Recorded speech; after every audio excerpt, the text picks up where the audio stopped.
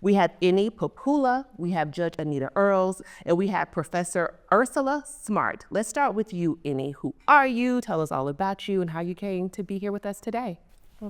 Of course. Hello, everyone. Thank you so much for having me. I'm so excited to be here and so excited to be a part of this discussion. I'm going to share, I guess, my background that will contextualize a lot of what I talk about. So I am born and raised in New York. I attended Columbia for law school and graduated in 2022. Up until that point, before that, I was a teacher. I was a middle school history teacher for 2 years in East Harlem. And during that time period was when I started creating content. I fell into posting my outfits on Instagram every Sunday after church. I would force one of my little brothers to just take a picture of me, and did that consistently enough that people started to look forward to it. And I decided to, take it seriously enough for it to be a hobby. I didn't have an answer to the question of what do you do for fun other than maybe sleep and eat. And so blogging became that thing for me. So I continued creating content through law school and had kind of developed a bit of a following on Instagram and then eventually TikTok, and continued to do that while also, starting a legal career. I started at a big law firm in October of 2022 while also having this blossoming career as a content creator. At the time, I didn't really view it as a career. I viewed it as still kind of a hobby that also, put a little change in my pocket because working with brands, which is the probably most lucrative part of being a content creator, was something that I was able to do.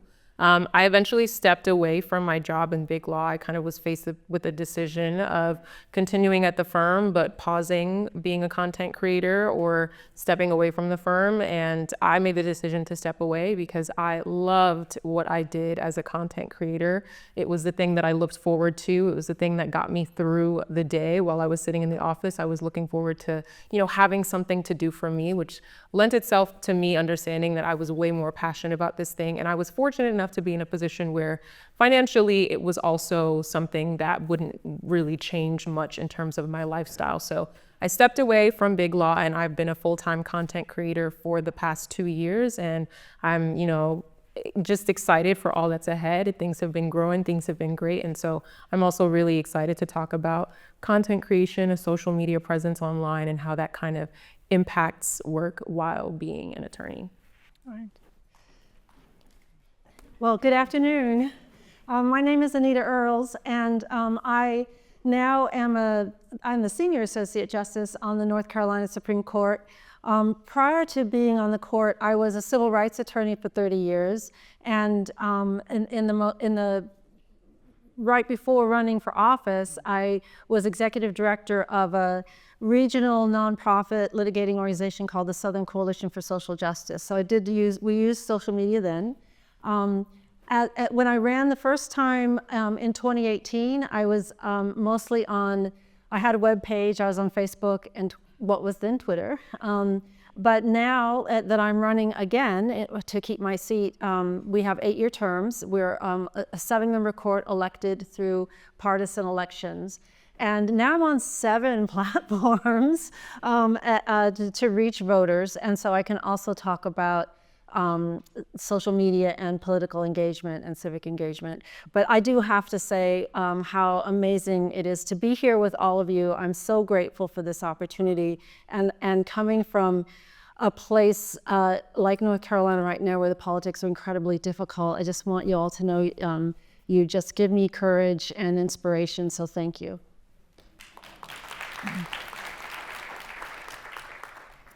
Well, good afternoon. I'm Ursula Smartt.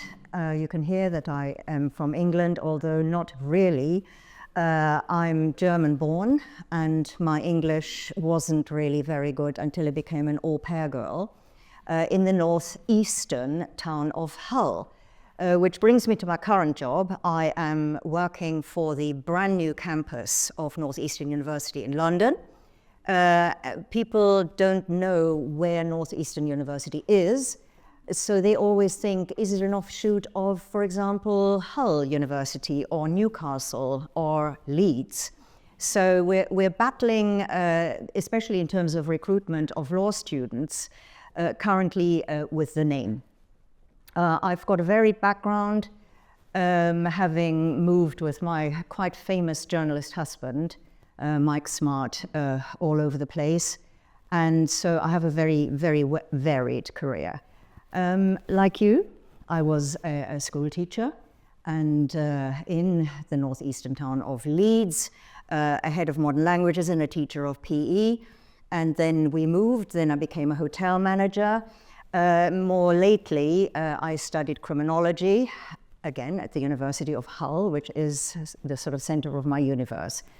Over the last 20 years, I've held the office of magistrate, which is difficult to explain to anybody. The magistrates in England and Wales, and to a certain extent Northern Ireland, deal with 98% of all crime. It is a voluntary office. It is an elected office by your peers. It is non-political, like all justices in the United Kingdom. And so I did that on a part-time basis until COVID, really, when all the courts, the criminal courts, went online. I would like to, I'm here really today to talk to you about AI and the law. And my theme is assistant or assassin. I've had the chance to talk to many of you today. I've done my own little market research amongst you. And my question was all day, do you use AI? And the answers were from no, what's that, to yes, absolutely. So this is where I want to go to with you today. You can ask any question, no question is stupid. Semantically, I learned last night in meeting my wonderful fellow colleagues, and by the way, I do want to say thank you to Mireille Marquis for bringing me here. Thank you so much, I'm really honored. The big difference, the semantic difference, is the term lawyer. And the big difference is that we teach only undergraduate law in the United Kingdom. So I teach 18-plus-year-olds. They come straight from school, from high school. My university always gives me the first years because I shape them very, very quickly. And everything what you've just said today about mentoring, I suddenly realized this is what I do. So they come to us in September, and now, of course, we are part of the bigger picture, although at the moment, because the big difference is all UK European students do law undergraduate, 18 plus. You do law postgraduate. So every one of you, that was another piece of research, what did you study first? So did you study chemistry, economics, English? Yes, and then you come here to grad school. So you've already had life experience, which of course our London law students don't have at all. So they come to me straight from school and I get it over and done with very, very quickly on day one. No mobile phones, no texting, no eating, no drinking in my class. So I get that over and done with really, really quickly. I also run the Legal Careers Clinic, what you call co-op here. So right from the start, this is the other half of me. I see them all and I know them all really, really well up to the third year. I'm their main referee, their main reference writer. And I make it very clear to them right from the start that they'll better be nice to me and to their colleagues, because we will be writing their references for the firms. So I teach them constitutional law under the umbrella of public constitutional law, legal research, Lexis, Westlaw, UK. And when I talk to them about their CVs, I become very much like Linda on The Apprentice, the English Apprentice with Alan Shiller, when it comes to the resume round. I don't know whether your program has that, but that's my favorite round. So I say, okay, you do me, every student of mine in month number 1 has to have a CV, which is very difficult for an 18-year-old. And I guess this is the difference between young men and young women. The women are, as we heard this morning, they are shy, they don't put themselves forward. They say, oh, I haven't got anything on my CV yet. And I look at what they've done, and I said, well, you've been burger flipping, you've been hosting, in a pub or whatever. So I build up particularly the female CV, compared with Angus, for example, who comes from Scotland, the name says it, and he already calls himself a legal counsel for a Swiss firm. And I say, really? How interesting is that? And I said, well, what do you really, are you already qualified? Why are you here? So I wear these two hats. The real me is a media lawyer, media and entertainment law, and most recently AI. So that's really what I want to share with you, and I better not hold the floor that much. Oh my gosh, not even a sip of water in your class. Oh gosh. Okay, so I just want to jump right in because I feel like Eni, with you, there's a little tea that we may all want to get spilled around your time and your decision around how you kind of merged your public versus professional image, right? And your decision to step away from the law firm. And the same thing for you, Judge Earls. How do you decide what to share publicly and what not in your positions? Yes, so my straightforward textbook boundary that I could condense into one sentence, since I don't post about what I don't invite commentary on. My style of content is very personal, so I'm not necessarily sharing content on behalf of a brand, of a company, of an institution. I'm sharing my life, and so I always go back to I don't share what I don't invite commentary on. When I was working in big law, I had some very clear boundaries. I understood the tradition. I understood that social media probably wasn't something that would be embraced with open arms. And I also was just protective of that aspect of my life. And so I never shared where I worked. It wasn't even on my LinkedIn. If people asked, I never shared.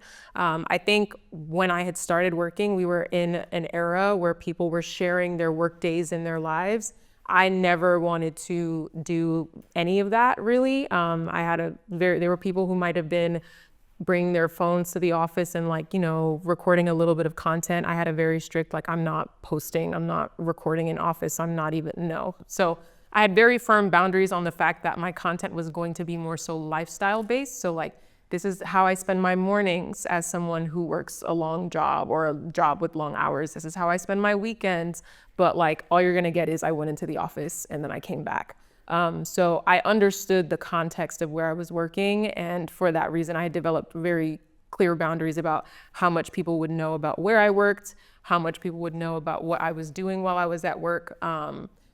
That doesn't necessarily mean that protected me from any sort of, kind of consequences or repercussions rather, but I still had a sort of a very specific idea of what was acceptable to share online about where I worked. So that was a lot of the boundary that I had developed. Just gonna have a quick follow-up and then I'll get to you, Judge Earls. So then what was the problem if you were so clear about those boundaries? From your perspective, what would you say if you were in the minds of the administrators at the big law firm? Why would it be a problem? So textbook, the problem was moonlighting. The problem was that I was working with brands. And I didn't, to me, again, the way I described it, I had said, me doing what I was doing as a content creator was a hobby and the money was an extra on the side. It was great, especially as a law student, when I was getting some extra money as a law student, I was like, great, I can do something fun, for once, because there's a little bit of extra cash coming in. But I still never viewed it as work. I never viewed it as employment. But the firm that I was at specifically had very clear, the wording was vague, which made it clear that any sort of work, whether you're selling cakes on the side on the weekend or teaching a soul cycle class on Saturdays or anything that is bringing you any additional income, that is not something that you can do. So that was the technical, that was the formal, we've got you, you have to stop doing this. And my first thought really was I have to leave this job. But my second thought was, what if I stop working with brands, which would have been, it would have taken a hit. Not working with brands would have been me sacrificing a lot of, not additional income, but at that point it had become primary income. And so my second question in my mind was, well, what if I stop working with brands? But the conversation went beyond, it went beyond the money part, and it went into the area of, you know, this doesn't really seem compatible with what it means to be a lawyer. And that was when I understood that it wasn't just about working with brands, that the working with brands was how they were able to get me, because I wasn't really doing anything. You know, I wasn't filming in office, I wasn't sharing where I worked, I wasn't revealing information about the type of work I was doing. And so once I realized that it was more so about, you are a public figure and we don't really love that, and we don't really think that that's compatible with the firm that we have here, which is fair. Every firm is different. And they were letting me know, like, we don't really think that this is what it means to be a lawyer at this firm. And I understood that to be the issue. And I understood that to be the bigger problem, which at that point I was like, well, even if I give up the brand deals, what you're asking me to do is to stop existing publicly online in the way that I have done. And that is something that I didn't want to do. Well, I'll address this both from the perspective of a public interest law firm and then as a judge, because those are two different worlds. And in both settings, though, there were some constraints. Like I don't feel that I ever had complete discretion to decide what I share and not share, that there's external actors who are helping shape that. But as a public interest law organization, and I formed the Southern Coalition in part because I wanted to bring together communication folks who could serve the interests of communities that we were representing.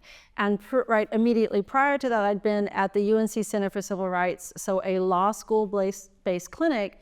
And we had clients who wanted to use the media as part of their campaigns, but we had to get all of our press releases approved by the university press office, and the university had slightly different priorities in how they would want to message things. So I formed an independent organization so that we could use the media, and you know, over time, what the most effective avenues have changed, but so that we could use media as part of the advocacy for our clients' interests and their causes, whether that's telling their stories. I mean, it's so effective to be able to have a 3-minute video of your client explaining what's happened to them and, you know, why they're going to court, or maybe it's some other avenue they're trying to use to create change. So the content was all determined by what would serve the advocacy effort. And so real thoughtful stuff about who are our intended audiences, how do we effectively engage them? Are we putting out information about a protest rally we want to have? Or are we telling folks about a court hearing because we want them to show up? Or, you know, there's just a lot of different ways you can use media in an advocacy setting.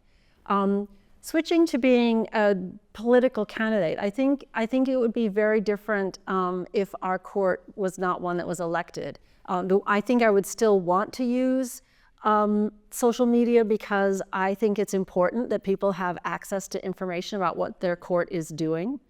So I think I would still be trying to use it as a public education tool, but it's really different being a candidate. And so what are the constraints?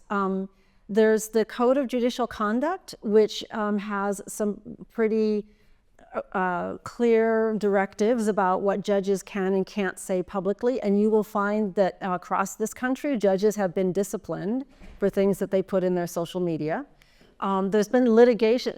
So then on top of that, you're also a public official, and there's certainly been litigation over what public officials can and cannot do with their social media.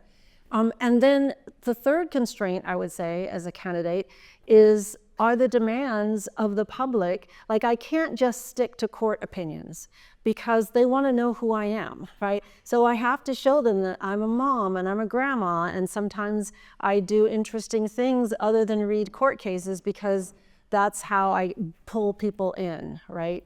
And actually, I would defend that somewhat by my perception that my politics can be advanced if I bring more culture into it. So, for example, I'm having a launch event for my 2026 campaign. I'm featuring 2 jazz artists, a mom and a son, to get intergenerational, and to say to people, being engaged in politics can be fun. You don't have to leave your other interests at the door. So social media can be a way that I can, depending on if I do the content wisely, I can send that message as well. So in terms, I can talk more about what I can and can't say as a judge, but generally, I should not criticize the institution. So even if I think that our court has made a decision that is incredibly damaging to our democracy, or perhaps a highly partisan and inappropriate decision, I take the position that I can repeat what I've written in my dissents. This has not been tested. I could be wrong, and understand I'm someone who has now twice been brought up on ethics charges for what I said. They've been dismissed, but there were efforts to remove me from the court. So I have to be extremely sensitive to this, but I stand for the proposition that if I've written it in a written opinion, I can tell the public about that opinion. I just can't editorialize about it.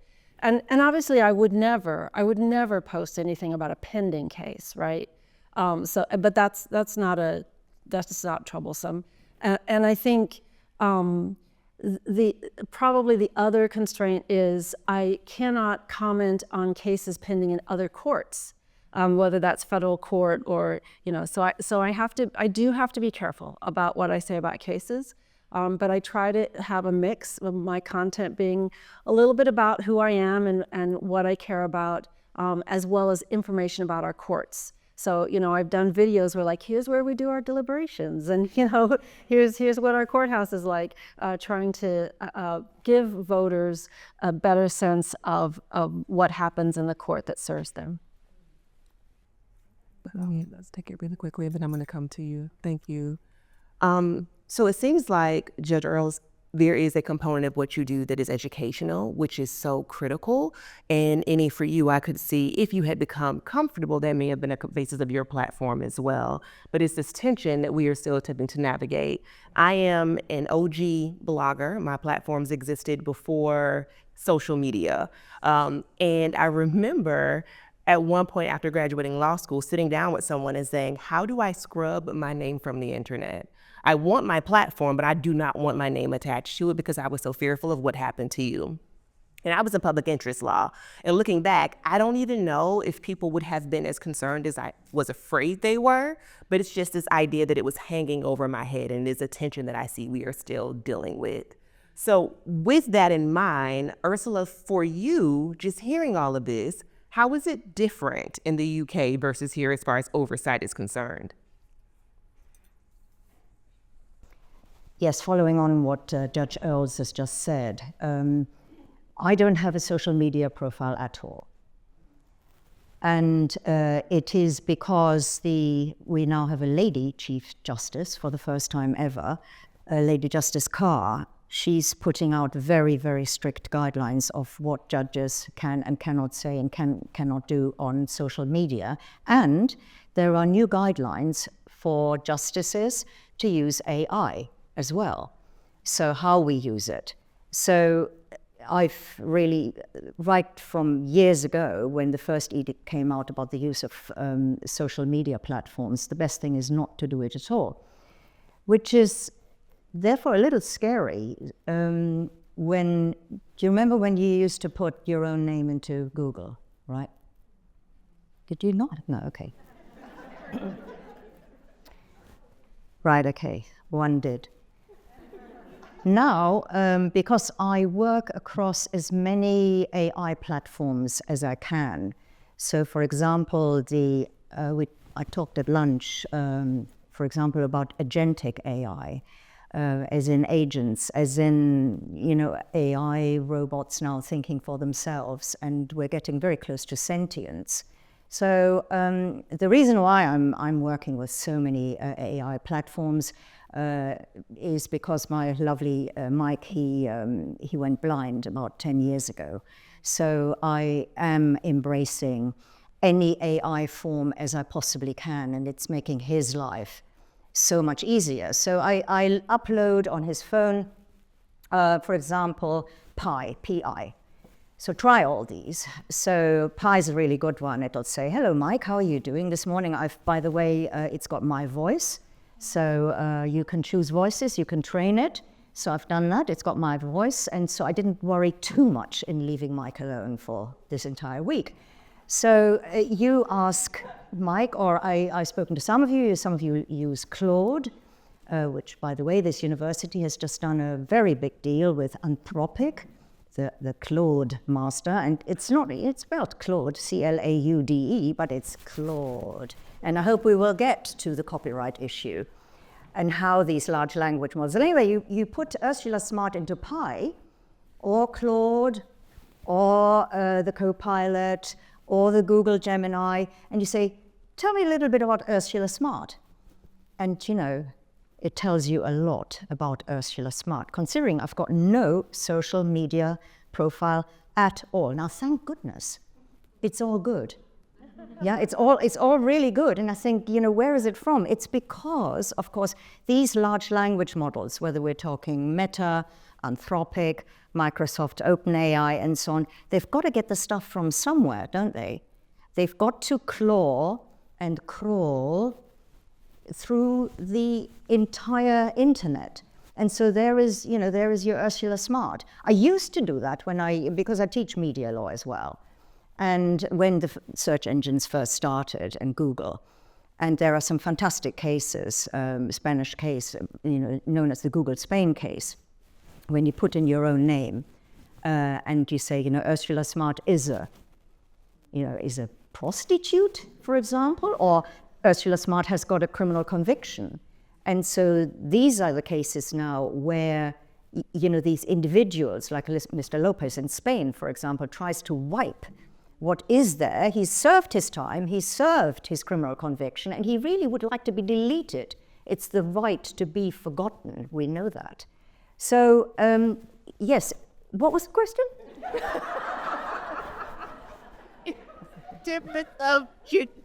Just oversight in how much attorneys and judges can share in the UK versus here. Yeah, none. I mean, we've only just got courtroom TV. We've only just got the first pilots of courtroom TV. I remember when I first came to California and never ever left Marlene's house because it was the O.J. Simpson trial. And I was absolutely mesmerized by this, public TV. So we've now got the judgments of civil and some criminal courts. So some sentencing, which is public, where the judge will sentence publicly. This has made a huge difference, because the one thing I teach and write about is open justice. Yeah, all courts in the UK are open. And as part of my experiential teaching, which this university requests me to do. Of course, all my teaching is experiential. All my first-year law students, before they even sit down in my class, they've got to go to court, so they've got to go to a criminal court, they've got to go to a civil court, which they find really boring. Then I take them to the UK Supreme Court and so on. And by now, announcing these public sentencing, which is then broadcast on television and on radio, the public suddenly has the open justice. But of course, you don't see the jury. You don't see the defendant. You will just see, if it's an appeal case, you see the 2 or 3 justices. And this is really good because we train our undergraduate students right from the start, not just legal research, but oral advocacy. So in week 3, they will stand up and have to do a bail application. And now that I've got this, I can show them. It's all on YouTube as well. So that's how it's done, and that's how we can orally advocate. But otherwise, no, not your experience. Thank you, Ursula. So 3 words have emerged for me already. It is open education advocacy, about the way some of these platforms that can be used for good. But I do want to switch a bit more to talking about AI and getting actually all of your expertise, especially Ursula's, of course. Just quick anecdote, my fiance keeps saying she's going to use ChatGPT to write her vows. And I told her she better fucking not. But if she trains it well, how will I know? So it's a little scary and maybe weirdly endearing. And I'm just wondering, from your expertise and experience, how has using AI helped, or how could you foresee it helping or harming the legal tradition? And Eni, please feel free to also open it up to your work as a content creator. Okay, I'll talk about my work as a content creator. So I've used AI, and I think it can help for idea generation. I think when the parameters are different. So I don't like using AI for when I'm trying to generate something that's truly creative, because the whole point is that it's my idea. So if I'm trying to, think of a voiceover for a video, I don't want to pass my voice to someone else and I don't mean my actual voice, I mean like what I would say, because my voice, how my audience has come to know the things I would say in the way that I would say them, and that's what they appreciate about me. And so handing that off to AI it doesn't seem genuine, and it probably would show, but in addition to that, it's handing off the most important part of my job to someone else, or to something else. But for example, when I work with brands and there are very strict parameters around, you need to I'm partnering with so-and-so in the first 10 seconds, and then you also need to talk about product ingredients, and then you also need to mention this, that, and the third, that feels a little bit more restrictive and less creative.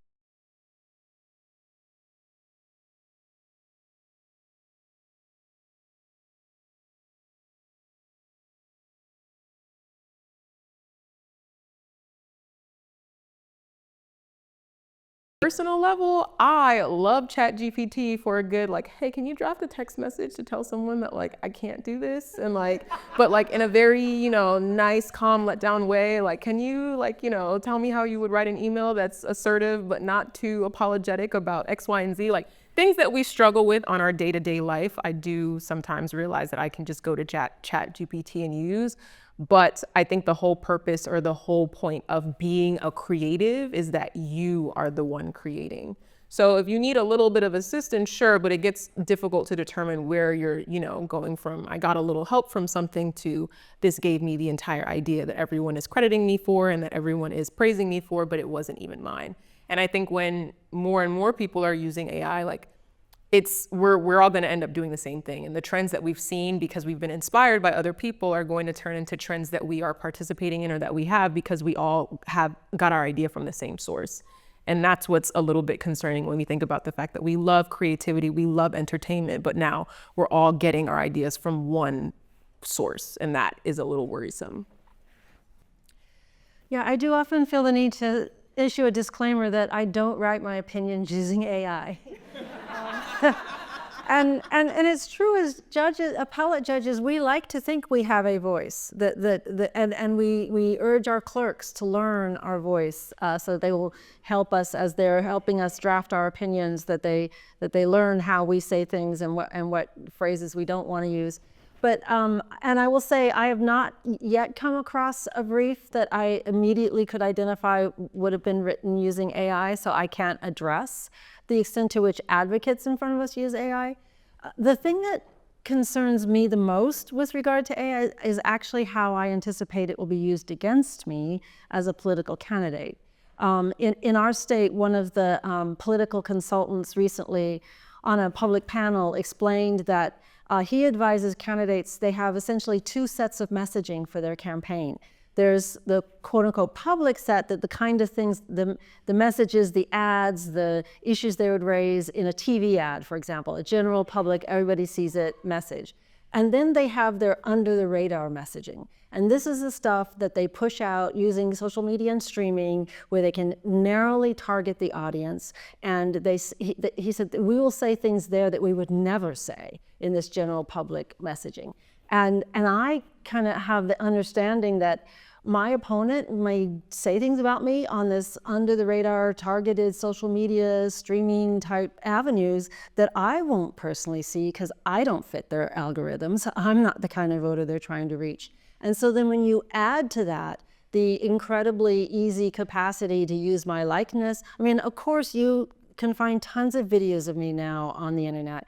Use my likeness, use my voice, make me end up saying really crazy things that I would never say, or make up news stories about me that I've done things that I haven't done. So I try to warn my voters. I say, you're going to hear a lot about me, and most of it won't be true, because I just don't know how AI will be used in a campaign, to try to defeat me. Yes, I use ChatGPT a lot because I want to be ahead of my students. I asked, there was a young man, I think he's gone, William. I talked to him this morning. He's at the law school here just at the moment. And I said to him, do you use AI? And he said, oh, no. And I said, why not? So all our students, if you were to do a straw poll, and all our students, not just at Northeastern, but everyone uses AI and cheats. But we've got to not see it as cheating. We have, every university, I'm sure here too, has got excellent software. We use Turnitin, and it used to it's a plagiarism tool. But now it's got, it tells you how, if it's a coursework essay, for example, how much AI use. I don't freak out if it says 25%.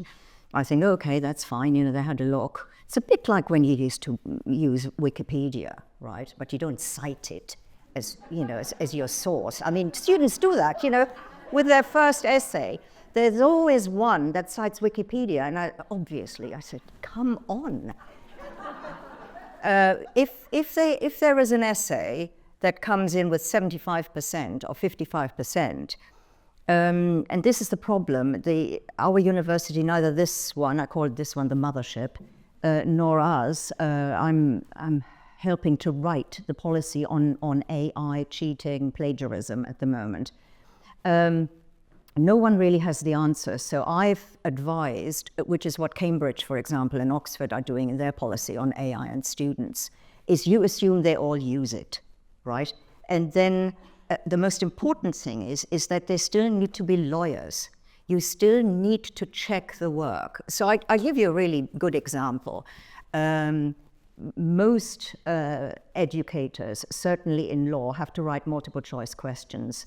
The new solicitor qualifying examination. So everybody's got a law degree, everybody's got a Bachelor of Laws, they're on average 21, 22 years old when they graduate, and they're nothing, right? So they're absolutely nothing. So either they go the solicitor route, which is about 98% becomes a solicitor, and only a tiny, tiny percent, 2%, become barristers and go to the Inns of Court, and it is still quite elitist, and unfortunately not many women there yet. But all the exams, it's a one-year course. It's either a one-year bar vocational course or the one-year solicitor training. And all the initial exams are multiple choice. And I write some textbooks for the solicitor qualifying. And, I don't know whether you've ever had to devise multiple choice questions. It's agony.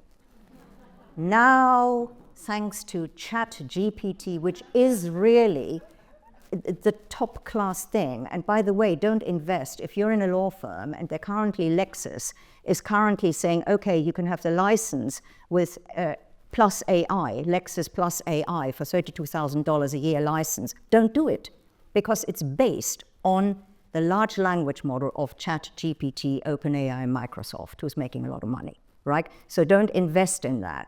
But it's the prompts. So you need to give it, and I want you all to go home tonight to start working with ChatGPT. It doesn't bite, right? So have a go at it. It's the prompts. So I want to be in advance of my students, because I would say something like, write me this problem question based on you're working as a practicing lawyer for the government legal department, and you're advising a minister on whether they can resign.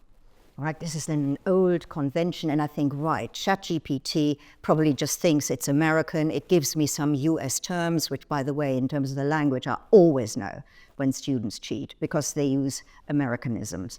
But that's by the way.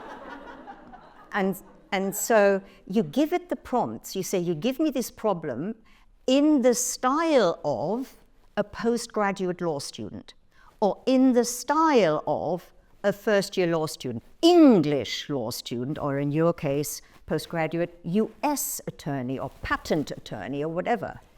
And within 30 seconds, and oh yeah, you then say, give me 4 answers with only one possible correct answer. And within 30 seconds, the thing spits it out.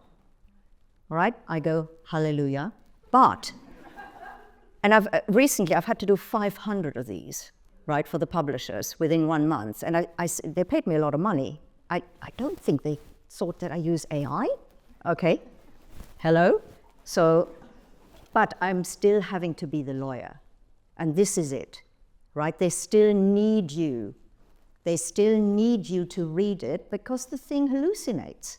It makes up cases. And we know the famous one here in the United States, which we always cite, where the attorney before the court asked AI to put its pleading before the court, and the AI made up all these cases. And he did get punished. I think he even got struck off, at least for a while. So we still need to be lawyers.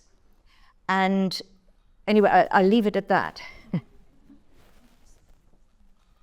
Thank you. So we still need to be lawyers. And I also say, for folks who are going to use it, hide the prompt when you can. I am the co-founder of the Movement for Black Lives Creator Academy, and we did a big search for creators online who wanted to infuse progressive values into their content, teaching them how to do so. And so we had an application process. It's over 100 folks applied. The number of folks who included the prompt in their application responses. So, tell me how to write. What should I? Yes. It happened over and over again. And now that Eni has said her point about if we are all drawing from the same source, where will creativity be? Mael, we have to do this same panel in 5 years to answer that question for sure. But I do want to open it up to our audience if you have questions for our panelists. Yes, I don't know if anyone wants to take the microphone. Do we have a project, my friend? Yes. So I teach law practice management and access to justice, and I'm curious, as I'm educating younger students in using AI and coming out, I find as a practicing attorney of 15 years, I could look at things like hallucinations or things that AI give me. I already know that it's wrong, even though it sounds really, really good. So how do you recommend, and what are the safeguards that we should be teaching, or that, attorneys with less experience should be educating themselves in, so when they see something that looks really good, but they don't have the 15, 20, 30 years of experience, no, it's just wrong, to be able to use AI and also be getting the right answers. Thank you. Yes, I totally agree with you. It's a bit like citing Wikipedia. It's the same thing. It's the grown-up thing. So it's always the desperate student who cheats anyway. So I show them. I will. This is how I will do it from September onwards. I will show them some pieces which were generated and hallucinated sources. And I would say to them, first of all, the exercises, if we, I always demand a bibliography for whatever I do. And so I say, right, okay, I want you to find all these very genuine articles, legal journal articles, do they really exist? So that's the first thing.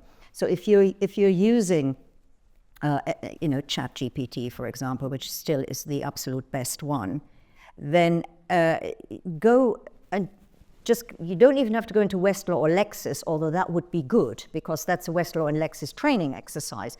Find these scholars. Do they really exist? So that's one. And so you or I will say to them, don't trust it. You could start, in constitutional law, which is the one where they mostly cheat. I don't know why word hasn't gone round yet. You don't do it with Smartt, so because she will find you out, always. So you can start by saying, the usual question, do judges make law? No, the short answer is Parliament makes law. What is the rule of law? And all these essays that we regurgitate.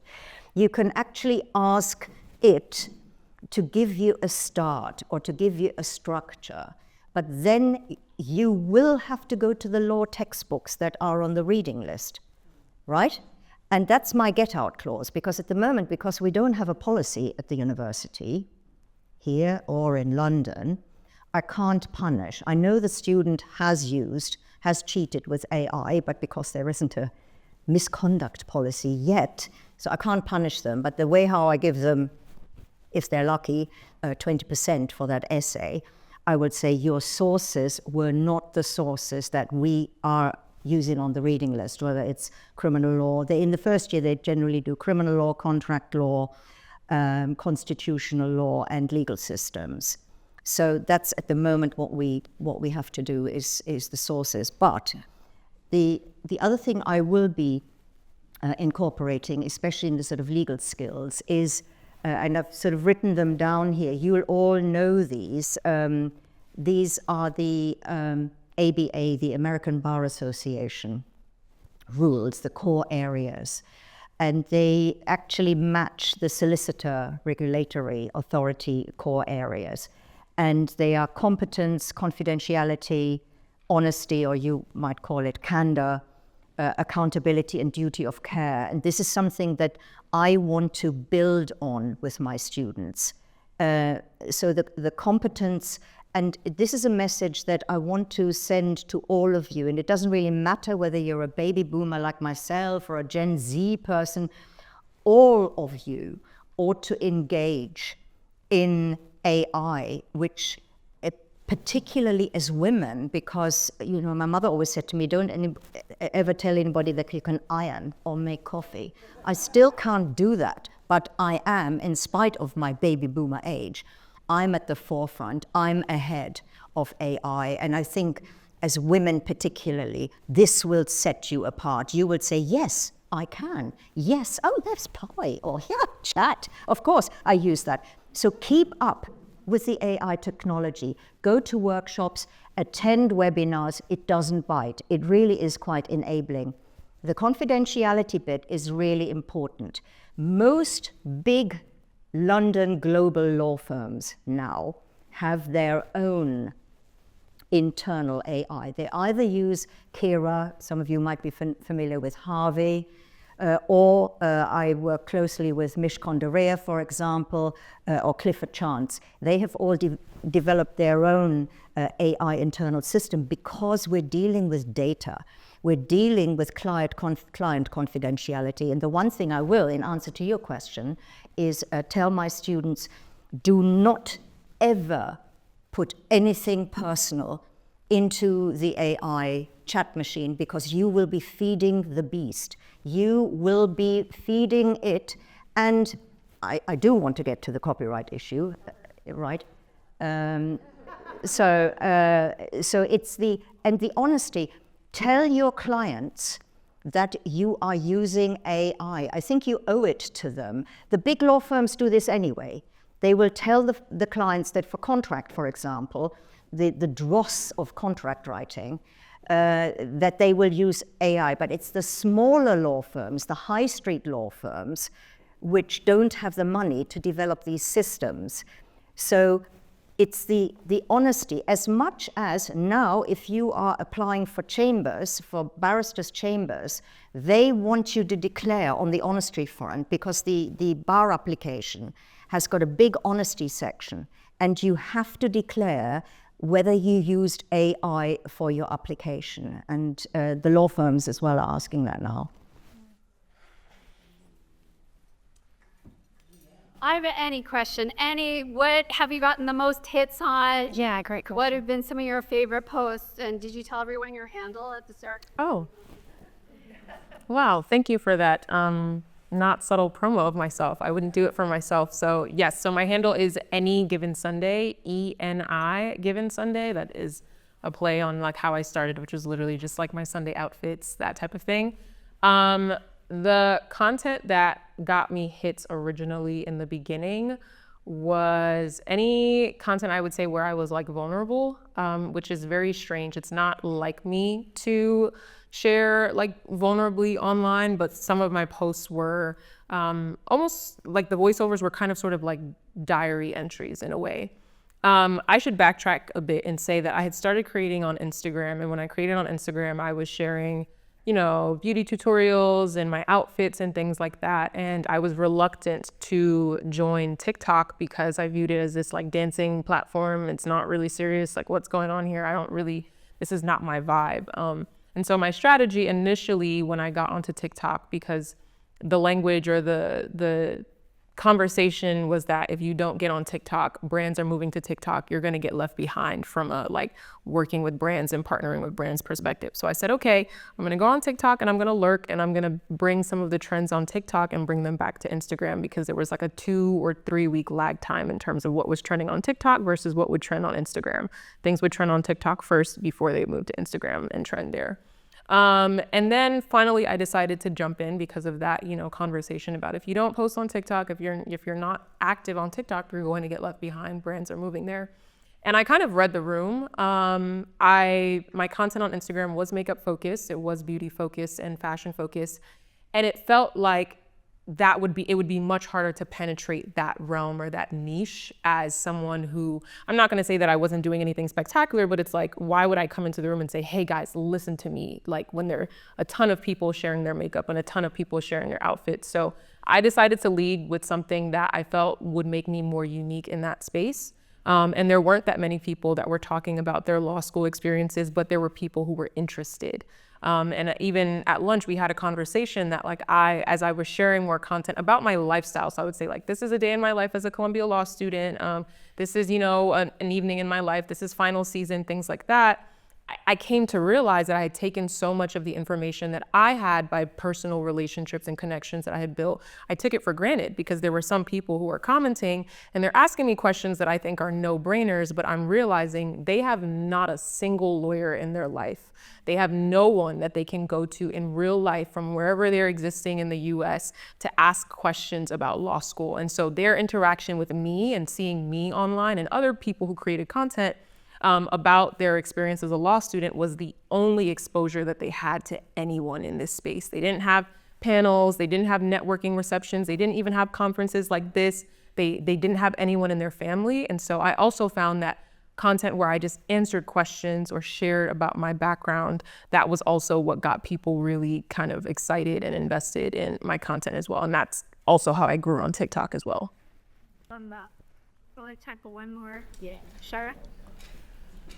I have a question. Yes. So I will preface this with I had the pleasure of sitting next to Professor Smartt at lunch. And I let her know I am a recruiter. Many of you have likely dodged my calls. Best take it.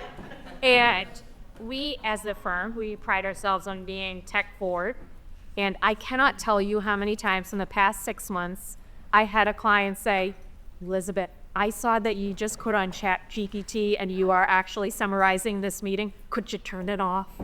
And in light of the current administration and in light of the fact that I am known as a recruiter who focuses on diversity, equity, inclusion, and belonging, I totally get it.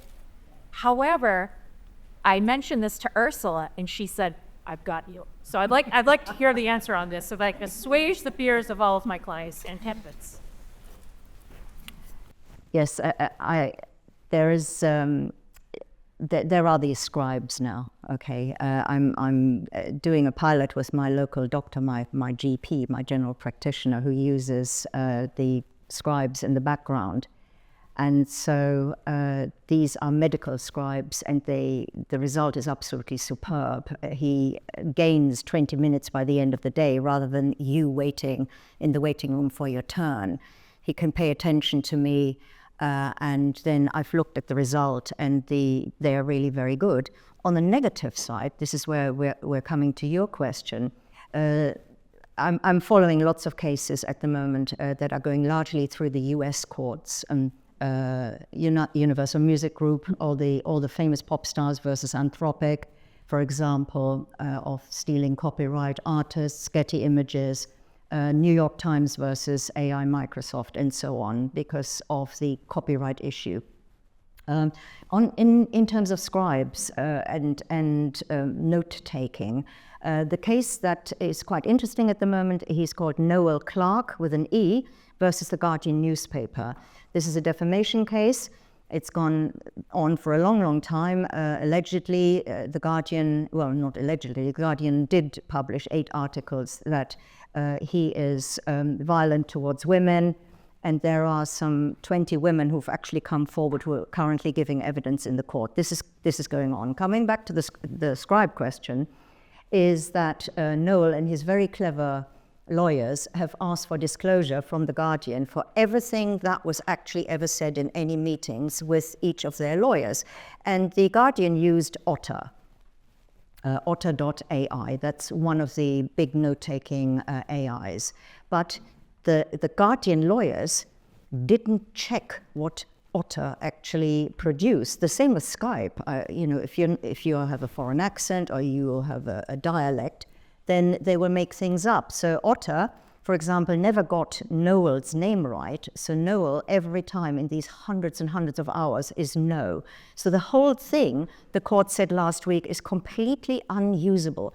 So the Guardian then paid for a translator, paid a lot of money to turn this gobbledygook into intelligible speak that the court would use, and also use the defense of privilege. Everything that was said in these meetings was privilege, but the High Court judge last week has said no, absolutely not, threw the whole thing out of court, which I know I shouldn't really be talking here because the contempt of court laws are very, very strict.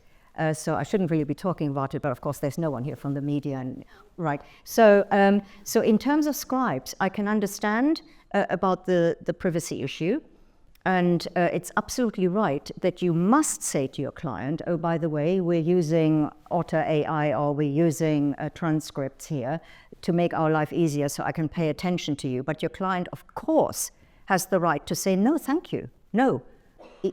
Because privilege means privilege. So you better take notes or you better do shorthand or whatever. And this is the message from the court in the Guardian case at the moment, if you're using these, then like my law students, check the work, read it, do these sources exist, and check immediately that everything is correct here, which the Guardian hasn't done. Thank you to our panelists. Thank you to you all. I'll just say as a note to conclude, I know that we have to wrap up, that there was a time when there was no women in the law conference because we were not attorneys. And there would not have been Black women in this room and queer women and trans people and gender non-binary people in this very room. And there's something about the internet and online platforms that has democratized our presence, because to Eni's point, you cannot be what you cannot see. And so I encourage us all to think about that when we think about navigating online spaces. So thank you once again.